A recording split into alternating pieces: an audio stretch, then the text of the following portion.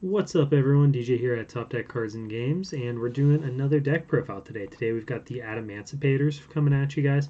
Adamancipator is a new archetype from the Secret Slayer set, which just came out recently. It's a tuner-based archetype that puts up some sick combo boards. It's much more resilient to interact from your opponent than I expected it to be, which has kind of really turned me onto it, and it's got a ton of ways to interact with your opponent when you're going second, just through one of its synchros, Dragite being really powerful, as well as a really great setup turn one for a board that your opponent's going to have a lot of trouble breaking through. So let's talk about some of the cards that we're going to play. First off, you see Adamancipator Researcher on my screen here. Researcher is probably the best one for the deck. You're able to special summon it if you have a rock monster in play. Then, when you play it, you get to excavate your top 5 cards and special summon a level 4 or lower rock monster non-tuner from those cards. That's going to let us make boards pretty easily just on its own. If we're able to summon a card, then special Researcher. If we hit off Researcher, their synchros let you continue the plays. We'll talk about them a little more as we go through. And there are 3 monsters that have that excavate and summon effect. They're typically referred to as the miners. And those cards are really great at letting us go off. They're tuners, so we're able to make use of some pretty sick extra deck cards. First off, obviously, Crystron Needlefiber or Halqifibrax. I will get used to switching to the new name eventually, but I'm slow on the uptake once I get used to stuff, guys. So we'll get there, right? It's coming together eventually. This card is obviously insane. It's just as good as everyone thought it would be. I think actually I kind of thought it was going to be overrated when it was released, and it turns out that it's just the nuts. Because your main extenders in the deck, the two of the miners that can be summoned, special summoned easily, are both tuners already. You're able to put this guy into play no problem. Usually after creating an advantage off of those monsters' effects in the first place, and then summon more cards to get more gas going. There's also a interesting combo that we can use just as like a failsafe if our hand's not great, just by being able to summon Needle Fiber, which we'll talk about a little bit in the profile when we get to the actual list itself. Another great advantage of being synchro or tuners is that we get to play synchros. Boral Savage is an insane card. We're going to be able to make him a lot. We're going to be able to make Crystal Wing, like the Thunder Dragon deck that we talked about before. Crystal Wing is obviously a great card. I've talked about it in depth already. We even get to play Herald of Arclight, which is another really strong card. It's a great level 4. You don't get to make it all the time in a lot of decks, but here we do.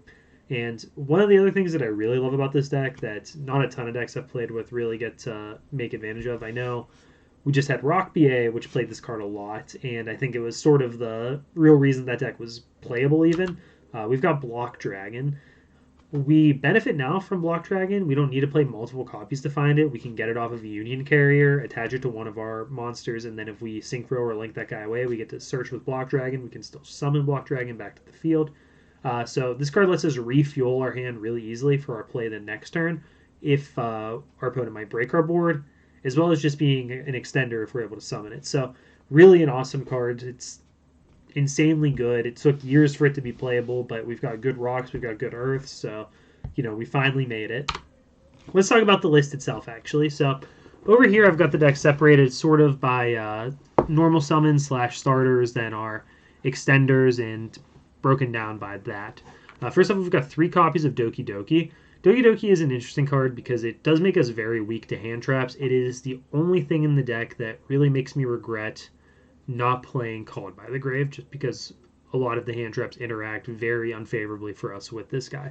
So that is something to consider, but it being able to pitch a rock and then summon one, most often we're either going to summon one of our miners or the Kawaki Mare Guardian.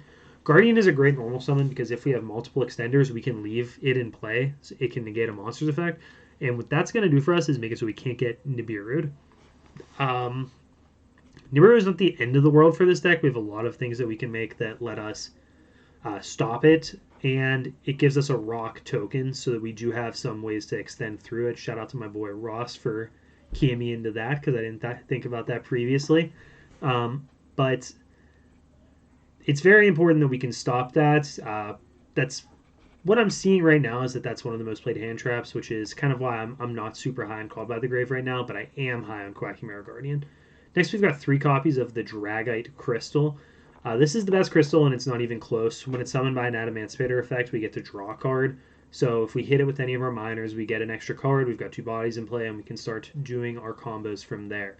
It also has a combo that works if we draw it as well as the Monster Reborn Adamancipator Signs, since we're able to stack a card and then draw it off of Dragite's effect.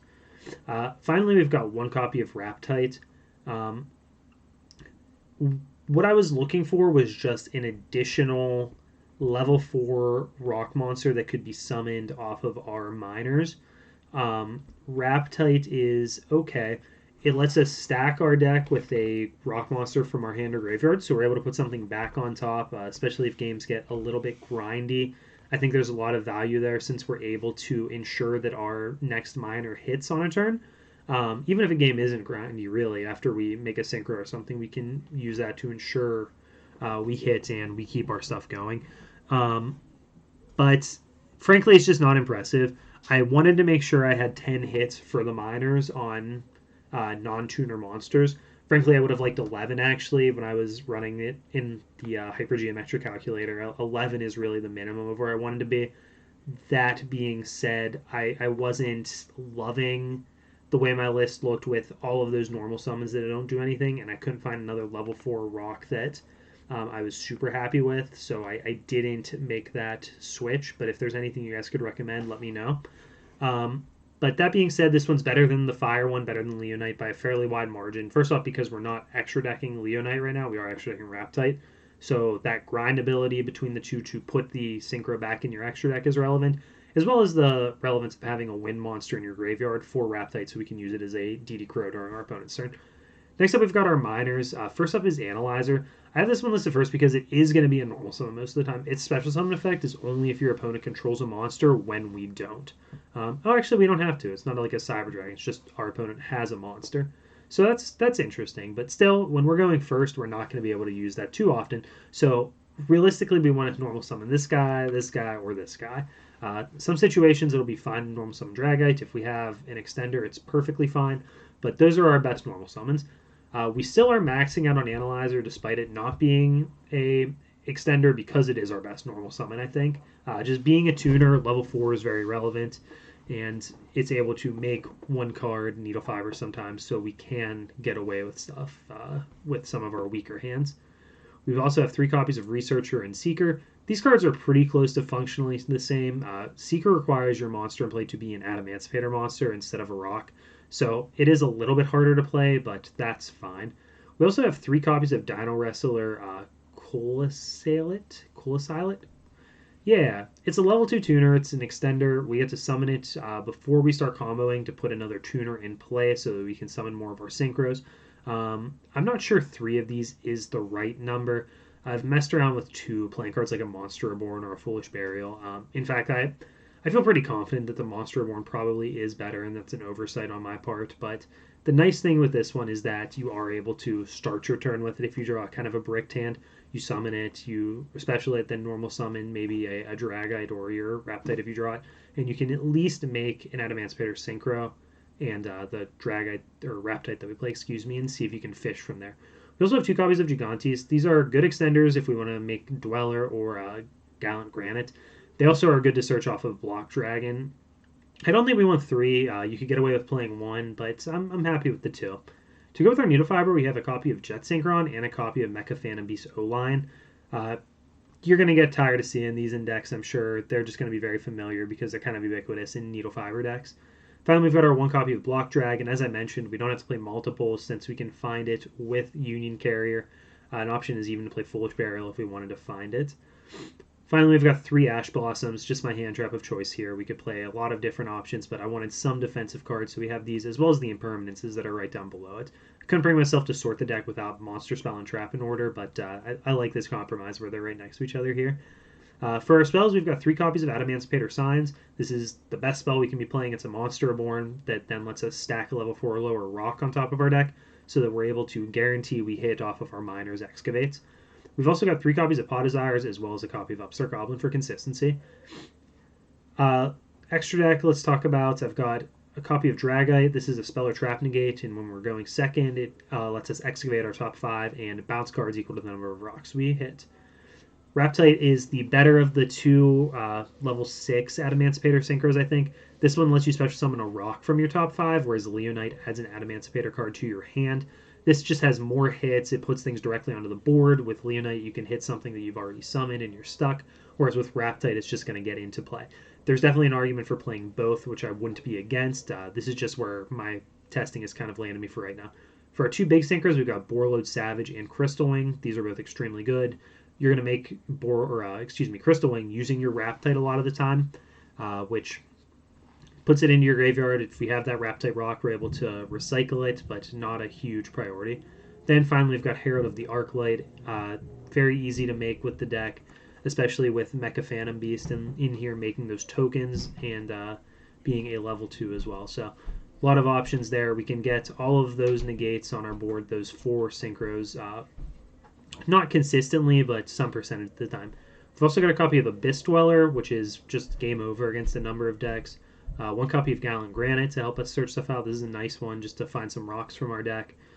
For our links, we've got Appaloosa, Needle Fiber, IP, the 2 important Nightmares for grinding as well as IP plays.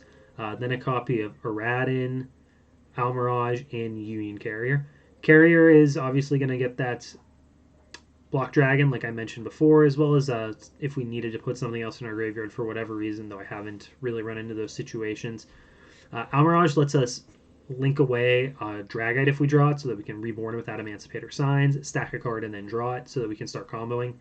Aradin is the interesting one. So this is kind of the failsafe with the deck.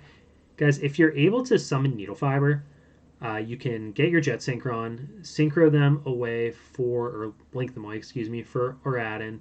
Then, once we do that, we get our tokens, we summon up the O-Lion with its effect, and then we're able to end on a minimum of BORRELDAD Savage and Herald of the Arclight. So, not an insanely strong board, but that's kind of our failsafe. If we can put Synchro or Tuner plus non-Tuner in play, we can end on 2 negates. From there, we can build depending on our hand, or if we don't need to rely on the Aradin, we can end on boards that have Appaloosa, IP, some of these Synchro negates, and just really, really powerful boards. Let's talk about the maybe cards over here. Like I mentioned, we really do want 11 hits off of our miners. So the second copy of Raptite is definitely an option. It gives us that better grind as well as more ability to use Raptite as a interactive piece if it has to stay on the board. Could potentially see playing 3 Called by the Graves in the list as we have it built right now. That basically, to me, just depends on what hand traps people start playing. Because right now I'm seeing a lot of Impermanence, a lot of Nibiru. I am seeing some DD Crow and the occasional Ash Blossom as well. But I'm not going to play it when I feel like 50% of the hand traps being played aren't cards that it can hit. So definitely an option to see, but not right now, I don't think. Monster Reborn, just another generic powerful extender. I do think we probably should be swapping that for one of them right now. It is definitely an option to play the field spell. You could play Terraforming, you could hedge with some other field spells, maybe attack Mystic Mine if you wanted to. This lets us stack our deck if we played this. Some people have talked about playing a copy of Nibiru, which I think is reasonable since you can search it with Gallant Granite. You also can stack it with the Lapitite and draw it with like your Upstart Goblin or something like that. I don't want to play too many of this card if I play it, but it is an option to play, and there is Foolish Burial as an option for us to send our Block Dragon or either of those tuner monsters since they both have good graveyard effects. As you can see in the list we have here, we're playing 7 spells and 3 traps. The traps could easily switch to monster hand traps, and the draw spells aren't 100% necessary either. So this is definitely a deck that could play Gallus' Star Beast. Gallus is a beast, but it is a level 3 Earth, and that's really great for us since it lets us make Naturia Beast if we wanted to. We already have a way to make several spell trap negates, but if Shadal's or some other deck that's really spell-based is popular in the format, it could be worth considering playing a version that has this so that we can go off a little bit more and make those level 5 synchros.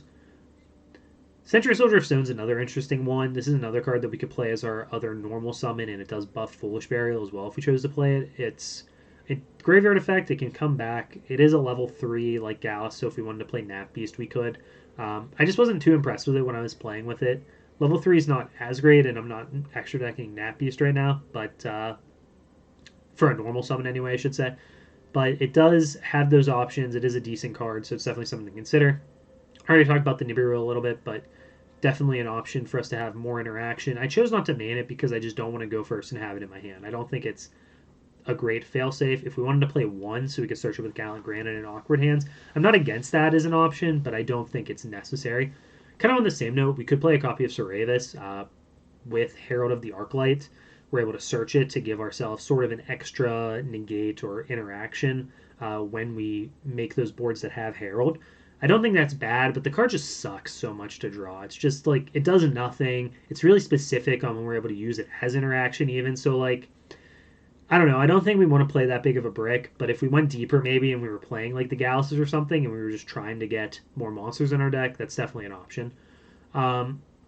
Let's talk about the Leonite first. This is just another option for our extra deck. I wouldn't hate fitting this back in. There's sometimes where you really know you've weeded out a lot of your monsters and you have a lot of your signs left in your deck, which creates a situation where Leonite is better than Raptite.